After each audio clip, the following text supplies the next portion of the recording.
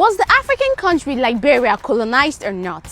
Let's settle this once and for all. This backstory about Liberia's history will help you make a decision. 'Cause this is Africa. Throw back to America in the 18th century. Some black slaves in America were suddenly set free by their owners to go live their own lives. But there was a big problem. They faced intense racism from white Americans who just didn't want them around. Some white people even feared that these freed slaves might convince other slaves to rise up and fight for freedom. Then one day, a white man named Robert Finley came up with what he thought was a brilliant solution. He believed that these freed slaves would be better off if they went back to Africa and started their own country. It kind of made sense at the time. So with help from other like minds, he founded an organization called the American Colonization Society.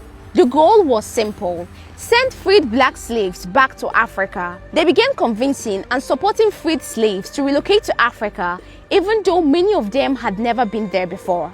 Between 1822 and 1861, over 15,000 freed black slaves left America and settled in a new place that the ASCS named Liberia. Yes, the Liberia you and I know today, which means the land of liberty. But here's the twist: the land they found wasn't empty. It was already home to several indigenous African groups. These native communities watched as the new settlers, now called Americo-Liberians, built towns, made laws, and ruled the land without asking permission. Over time, the Americo-Liberians saw themselves as more civilized.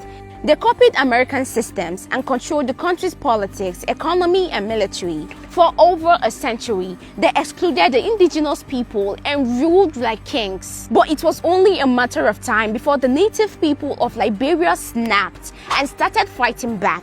They demanded equality. They demanded a voice. In 1980, a military coup ended Americo-Liberian rule, and Liberia finally had its first indigenous president, Samuel Doe.